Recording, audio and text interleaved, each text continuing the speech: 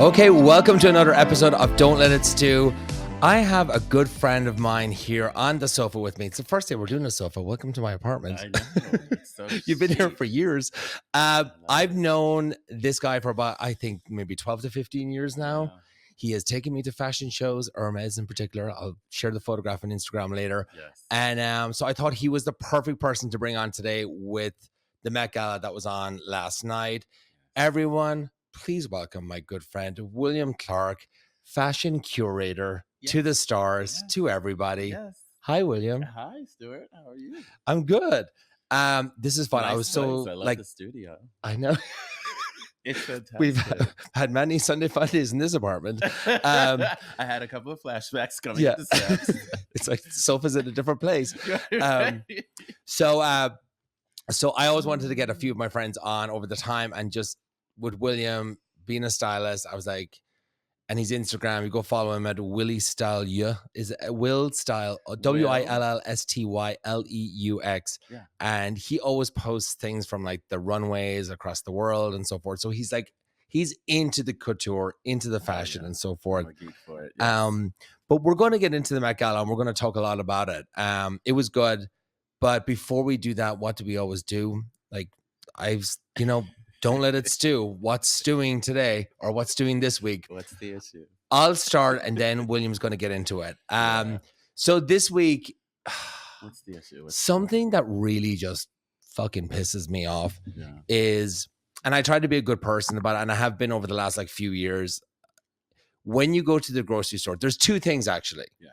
When you go to the grocery store and like you're sitting there and you're like, the person's checking you out with your groceries, and people that just stand there. Now, maybe you do it. I don't know. No. People that just stand there and I'm like, bag your fucking groceries. Right. Like, help out the person.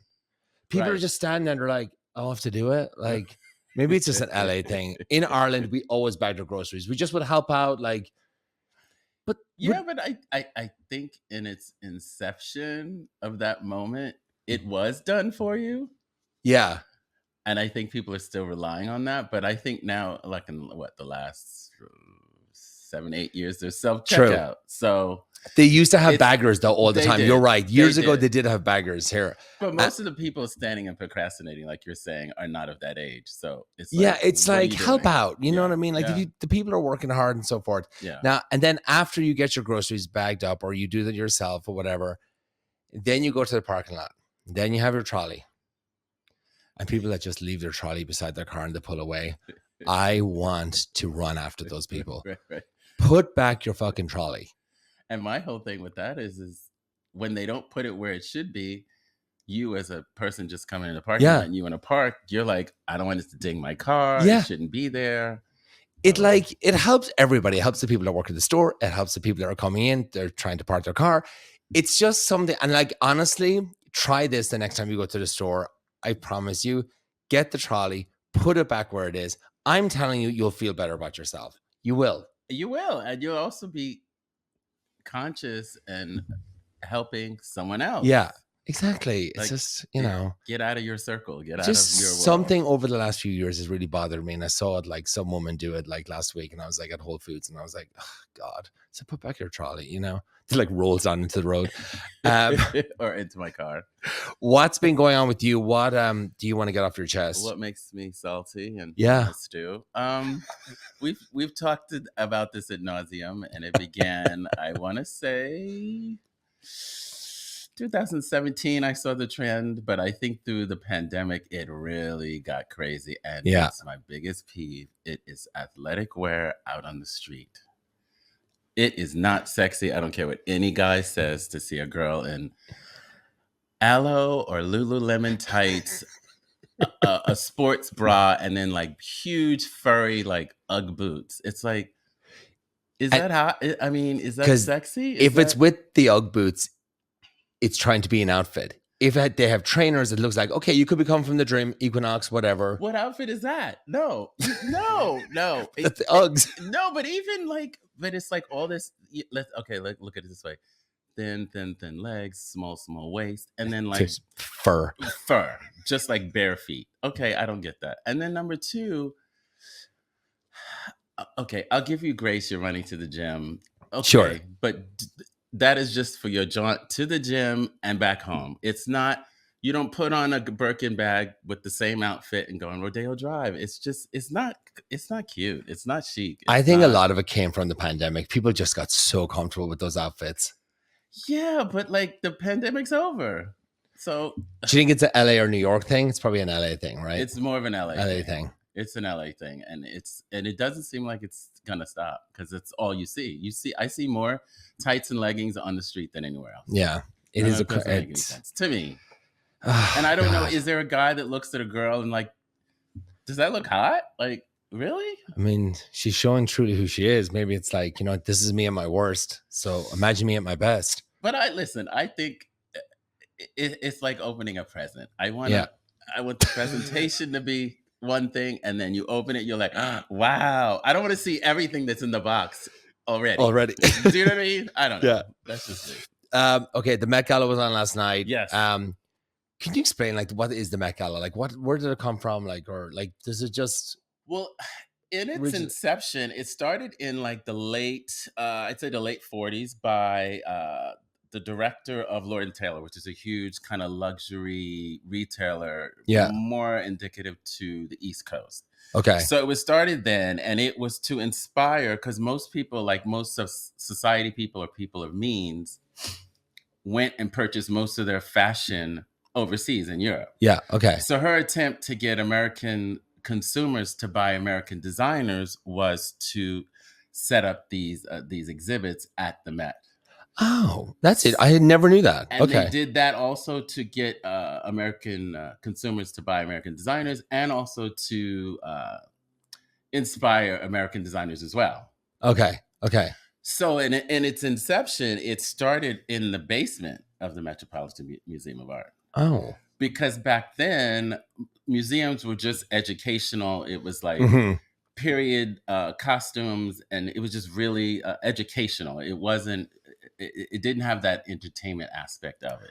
So that's what started that. Is that Anna Wintour started that, then bringing the entertainment aspect to it, or no? Well, no. This is way before okay. Anna. So this is like I said, it started in the late 40s. Okay. And then it didn't have its it lost its luster, because at the time it was just for the elite, the socialites, and it was like they paid for tickets and it was a thing.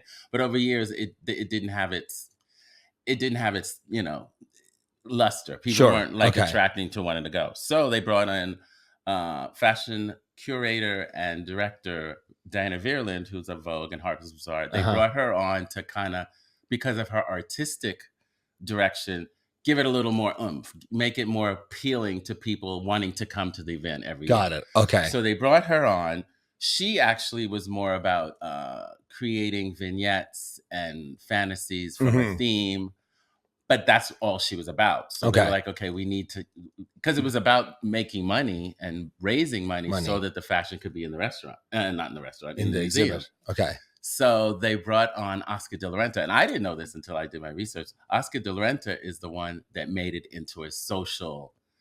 Okay, like it is now. Oh, okay. Oscar de la Renta did that. I actually didn't know that.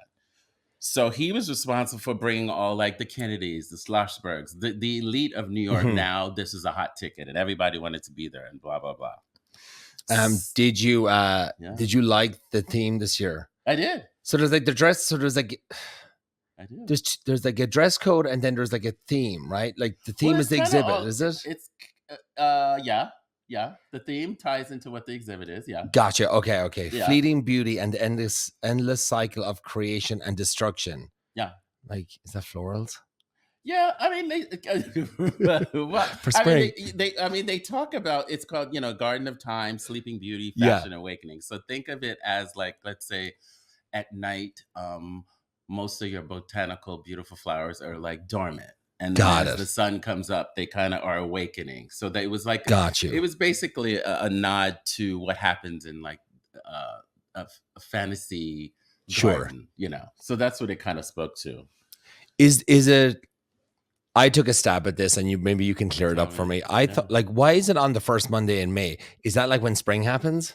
Well, initially, like in its inception, it was always December.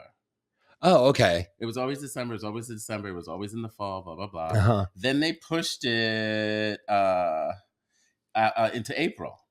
Okay. So then it was April 23rd for years. Mhm. And there's no particular reason that it somehow got pushed into To May. the May. So May is the last date that has stuck because it's had 3 different dates at this point of the night. You know what I mean? Yeah, yeah. Do you know like how did they decide the celebs co-chair to the event? Do you know that? Like, how did they pick those people? Well, it's interesting you said that. For several years, like I was saying, for several years, it was a hot ticket. You could buy and you could go. Sure. But as the ticket sales kind of weaned, they were like, okay, what can we do to generate more money? Because the money they make from this night is what keeps the exhibition in the museum. In the museum, okay. Because initially the museum didn't want to have anything to do with anything that seemed like entertainment. So it's like the money kind of pays for it to keep it in the museum. Well, the donations. So then can you go and see it then like for the next year, or like does it stay in there then that public people can go in and see There's it? There's a window of time that it stays there and you can come see it. But the actual night, it comes down to money. Yeah, so how much money you're willing to donate dictates where you sit, you know. Well, I read like I could like Google this, but apparently you get invited by her, right? Yes. By Anna Wintour. Yes. And then you have to be prepared to pay upwards of thousands of dollars to enter. Individual tickets cost $75,000. That sounds about right. That's unbelievable. And if you think about it, they started the corporate sponsorships in 1999, and back then it was $270,000 per table. Now it's $350,000. Yes. Jesus. So it's basically at this point pay to play. But nobody's paying for it. Like, no, they are paying for it. But like, are they looking for a sponsor to pay their ticket in, like to wear a watch or something, like with the dress or anything? Or no, you get the sponsorship for the table, but then everyone at the table has to put in their $75,000. The total. Like, what did you say it is now? $75,000 per single ticket, and then $350,000 for a table. So So if it's 20, let's say that's only 4 people. No, isn't it? No, 3. I don't know. 75, 150, 150. That's it's like the total has to be 4.5 people or whatever. But the totality of the table has to be $350,000. So Jesus. You got to give. If you want to sit here, you got to give your portion, basically. I love it because I read this as well. But could you imagine being in the room? Because apparently they have to get all their outfits approved. Yeah. No. Yeah. Well, I mean, because what it is there's a list of designers that are, and it's mostly designers that are part of the CFDA, okay, Council of Fashion Designers of America. So there's designers, right? So Anna will approve the designers, whoever they are. And then the designers pick the celebrity that they want to be, or the celebrities that they want to be their muses on the carpet. Okay. So they have to, every celebrity, it's a whole mood board. It's a whole conversation. This is what you're wearing. And if the designer happens to be really close with the celebrity, then they'll play off each other and say, how about if we do this? Da, da, da. But once that final decision is made, a sketch, a mood board, that's presented to Anna. And then she approves this. She's like, oh, okay.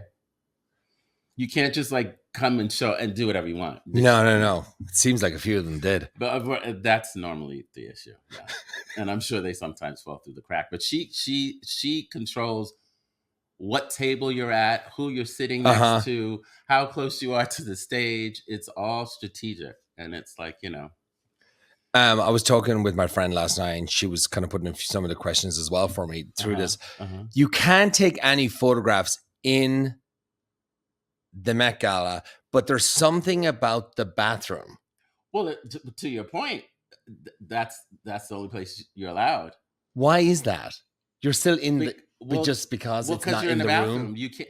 I think what it is in those photographs you can't tell that you're in the Met. Whereas if you were taking pictures out on the floor, they'd be like, Sure. You see what I mean? And they're not giving away anything that's inside or anything like that. It's just a bathroom. It's kind of like what people do at Soho House. Yeah. That's true. No cameras.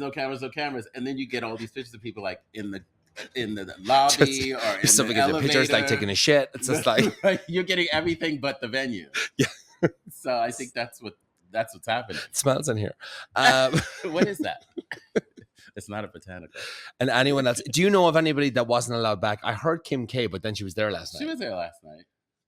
Again, I think it boils down to how much cash you got. Like, yeah, I mean the whole family was there last night, pretty much. So you gotta, and they also are strategic about who's gonna bring eyes to the event. So I'm sure they'll let certain people slide because they know what your presence there will generate. Yeah, blah blah blah. Click, blah blah blah. All right, so let's get into it. Like, so give me your top looks, or give me what did you like last night? Lana Del Rey, who I normally am not a huge fan of, loved Alexander McQueen, and I love that she took the theme literally. It did. I'm looking at it here on my phone, and it is really cool. I don't love it, but I think if that's the theme, it's it's cool. She knocked it out of the park. Yes, because a lot of people, I think they're negating that there's a theme, because in the invitation you're told the story, the backstory, sure, like the vision. So you're supposed to. It's a theatrical costume situation. Mm-hmm. Okay. So I loved her for that. I want to fill something in on that, just go slightly off track. Yeah. So Lana Del Rey goes. Yeah. Now, she just sang a song with Taylor Swift on her new album. Okay, so I presume they're best friends, like they're besties or whatever like that. It's called Florida, the song is. It's actually a really good song. Sorry, what? Just because I did a duet doesn't mean we're best friends. I mean, but here's the thing. Tell me. She was seen for the photograph with Kim Kardashian last night, to do them together, which is really a big enemy of Taylor Swift. I just think that's a bit it's a bit shady. Wait. Say this again. Who's it? So Taylor has a massive spat with Kim Kardashian for years and then there's a song about her apparently on the album, allegedly on the new album, The Tortured Poets, about Kim. But I think we think it's a different Kim. Funny. And then she's just like, hey, Kim's my best friend, but even though we have a track together on her new album, I just think Taylor wouldn't like that. I'd be kind of pissy about that. Well, or maybe that's true, but look, you've been to events. You don't, when you go to the red carpet, you don't know who's going to be there in front of you. Maybe she was right there. You don't know. True. And you can't control. You don't want to be that person. Like, I don't want to be on the press line next to her. Sure. Because then that'll get out. But it's funny you say that, because Kim loved that. There's moments on the red carpet that I noticed that was hilarious, and maybe Taylor would love this. Yeah. She probably did, because I feel like she's an inside shady girl. There was a moment that they were interviewing Lana and Kim, and now remember, Lana has on antlers, yes, with a veil over it. So when they were asking Lana a question, that, mind you, Kim's right here. Now this is the antler. Yeah. She would swing to talk to Kim, and you'd see Kim swing back, don't hit me in the face. So you can see it, you have to look it up. Every time you see her turn this way, Kim's like, so. Oh, that's funny. I need to look at that. Loved that, because it literally just was missing her face in the conversation. Go to Kim Kardashian. Since we're just getting off her, what did you think of that? No. Okay. No. Can you tell me? No, I agree with you. I didn't love it. I felt like she was going to a cocktail party. I mean, I think there was a malfunction because she couldn't. Oh, no. That there was no malfunction to that. Because remember, she kept holding on, and then you saw a tit. Because the inception of that collection, the Margiela, John Galliano, that was the story behind the looks. It was more. How do I describe this? Because it was shown under a bridge in Paris, so it was kind of vampires under the bridge, people coming out late at night and or coming out of the club really late. So there was a direction for that, Okay. You know what I mean? Yeah. No, I get it. I did like kind of the bottom part of the dress. No, I loved it. I just think maybe it's who's wearing it. Maybe that's my issue. Yeah. But it was on theme, because the skirt was kind of almost looked like ivy. Yeah. And it was like a metallic ivy. So I applaud her for that. But you really can't dispute the genius of John Galliano. So, I mean, that's undeniable. But like I said, I love Lana Del Rey. Jennifer Lopez, believe it or not, I loved it. Schiaparelli. But my number one has to be Zendaya. It was amazing. I mean, Yeah, it's right here. Just as a couture freak that I am, she like, and again, that is John Galliano, who's brilliant at the bias cut and corsetry and a fantasy. So that just blew me away. And Yeah. Philippe Tracy hat. It was just. Is it a Philip Tracy hat? Yeah. Oh, okay. And it looks like it got number 1 on Entertainment Weekly. So I mean, they loved it too. You know, and it spoke to the fantasy of what the theme was, and it gave you fashion, and I liked it. It did teeter on costume, but it's something you could definitely. It is cool. I mean, the makeup is amazing too. I thought amazing. And then I love Tyla, who's a singer. What was she wearing? She was wearing Balmain, and she wore a dress that basically, because Sand of Time, she stayed on theme. Her dress basically looked like a sand sculpture. Yes, I know who you're talking about. And then her bag was like an hourglass. So I was like, you see there? Yes. And then I saw that. The makeup artist, I love the way they dusted sand on her shoulder. Like, it was like, wow, Oh yeah, I see that. You see what I mean? Oh, okay. You see? That actually is. I didn't notice that. It was like literally like sand. Yeah. Oh, that's really cool. But the funny thing is, the dress was so stiff. She was carried up the steps. They had to 5 handlers that had to take was her the funniest up every thing flight of steps. Because a lot of people forget, because you can get into that creative process like, let's do this, and I want to do this, and da-da-da-da. You can't move. You forget there's, I don't know, it's got to be 200 steps, and they're narrow. Oh, really? It's a major staircase. And people forget that when they're in that creative process. Everybody thought it was badass, though, that she would just be carried up the steps. Yeah. It was amazing. Yeah. I loved that. I really liked this one. I mean, I don't know if you agree with me. I really liked Kerry Washington's dress. I did. The purple. I did. I just loved the petals. It was beautiful. It was safe. Like, okay. And then a lot of times you also have to consider, and this is just me being a visual freak, you also have to remember, what is the visual from the waist up? And when I say that, like, if Carrie sits down, yeah, it's just a velvet dress. Just a velvet dress. Yeah. You don't see what's going on. You know what I mean?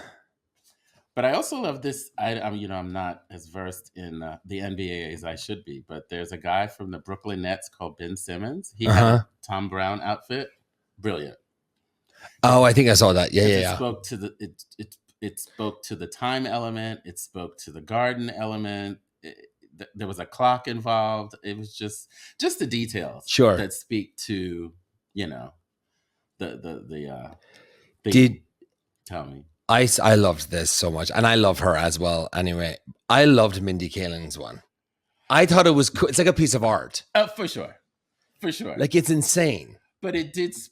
You know what? I will give it to her. It did speak to the garden. Yes. It did nod a little bit to a wild oak tree from the back. Okay. I don't know if you saw it from the back, but the swirls were cool. But that's the theme. So I kudos to her for that.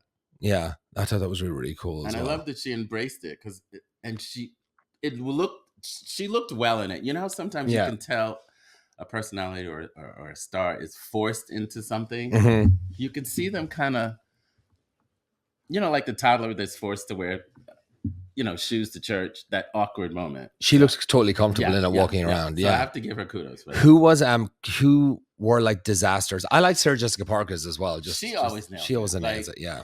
To me, she's a style icon. She always nails it. Who do you think was like terrible? Oh, Lizzo. Why? And especially when you're trying to get into the good graces of everybody again. I didn't actually see Liz. I'm going to pull it up here on my phone. Wait, I'm going to show you. It is, I don't. Oh, no. See? No. Just Jesus. No. What is that? And I think no wonder nobody likes her. It's just. She looks confined, or like she got stuck in a tree, Yeah. Just, Did you like Cardi B? Or was it too dark? It's too dark. It's too ridiculous. It's too much for me. Like 7 guys, like. And then she's tiny, so like, I don't know. And I don't know if you saw, because everyone gets dressed at the Carlisle. Yeah. Did you see her leaving? Oh yeah, it was 2 parts. It was 2 pieces to the dress, weren't they? 2 pieces to dresses, but her exit out of, because everybody's outside. Yeah. Her exit out, and this could have been a really messed up, wardrobe moment. Her exit out of the hotel lobby were like, there had to be probably 7 or 8 guys with huge umbrellas blocking. Yes, I saw that. Blocking her, but so she had to shimmy in the middle of all of them. But she was in these platforms, so one wrong move and that could have been. I thought that was Lady Gaga wasn't there, was she? Or was she? I did see she was there, but they were Gaga like platforms. I thought the platform heels were hers, but it wasn't her. Yes, but that could have gone horribly wrong because she basically can't see where she's going. So think about it. It's all black umbrellas. Yeah. And people are holding your... So you're just trusting the people around you to get you to the car. That's unbelievable. I don't know. I'd manage it. I'd not figure it out. I liked Nicki Minaj's one last night. I thought it was whimsical and kind of fun. I'm not a fan of hers, but Great. I have to say that was on trend. It was on trend. It was on trend to her, and it was on trend to what the concept was. So I got to give it to her. Nicole Kidman, no. I didn't like that. Did liked it, but it wasn't enough. It wasn't. I felt like it was an Oscar dress, kind of. Yeah, there wasn't. Yeah. Did you like Naomi Campbell's one? I love everything about it. I don't know how it related to. Thank you. That's what I thought. Gorgeous dress all day long. The movement, obsessed. But it's like Demi Moore. I don't know. I don't think so. You know what? It's like a peacock. Maybe the peacock's in the garden. I got to give it to her. I like the visual of it all.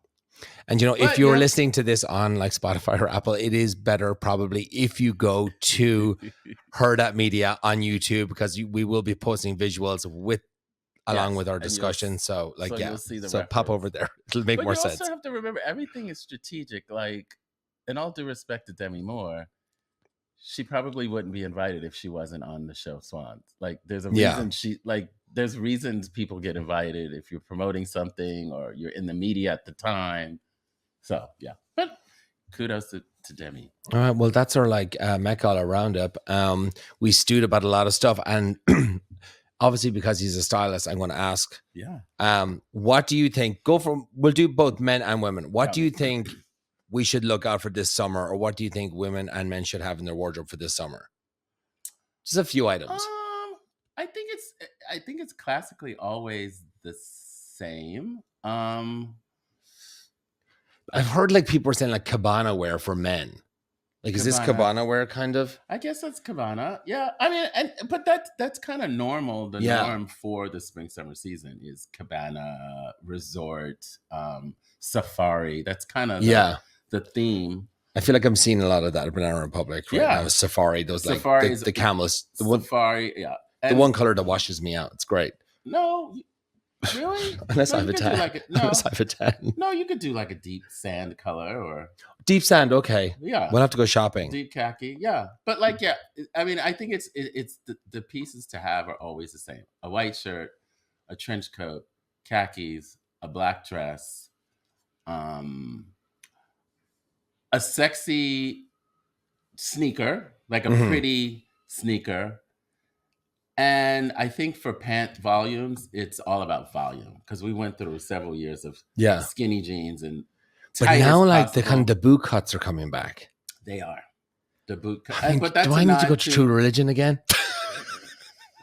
Well, no, I'm joking. No. Well, True Religion, there's too many pockets and stitching, and no, it's more of a Western. They were the best jean back in the day. I remember when I first moved to LA, everybody had them, and it was the best. It was the best thing because you could go into the store and you were I was a full 34, and I would put on a 32, and they would just slip on, and I'm like, I guess I'm a 32. It's nope, you're still a fat ass. They're just fucking with you. Totally. But I think so. But the only issue with the True Religion, especially for us, thicker thighs, a fuller ass. True. There was too much ornamentation on it. The stitching. You don't need all insane. of that. That's for people that are really super narrow. So it was too much. But the boot cut's coming back because it's a whole resurgence toward the American cowboy in the 70s. It's so funny. I just remembered that. Anyway, all right, we wrapped it up. We did the Met Gala. Go to YouTube, go to Hurrdat Media, and follow William on Instagram at WillStyleU. So WillStyleux. Yes. WillStyleU. WillStyleU. Yeah. All right, guys, thanks so much. And I'll see you back here again next week. That's right.